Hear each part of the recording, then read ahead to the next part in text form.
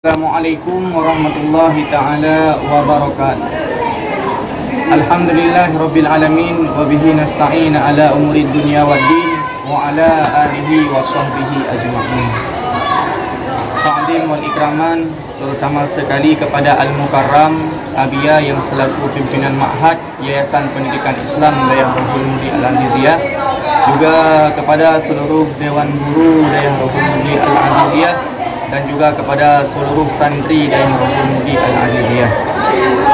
Alhamdulillah, pada hari ini guru-guru kami juga daripada pimpinan Dayah Yayasan Tuku Laksamana Haji Ibrahim Dayah Jemala Aman Lumputu Pidijaya Jaya Aceh pada sore hari ini telah ikut menyumbang sedikit ala kadar sumbangan kepada para yatim dan fakir miskin di Dayah Rohul Mudi Al-Aziziyah.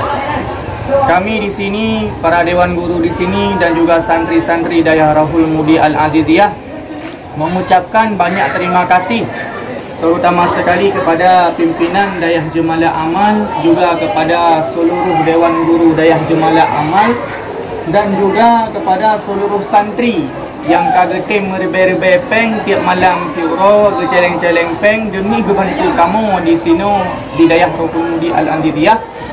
Kamu para yatim di sini, hanya Allah yang dapat membalas kebaikan antum-antum sekalian. Hanya ehno kumenteng ucapan terima kasih daripada kamu yang kalian mewakilkan baklum daripada gure-gure kamu.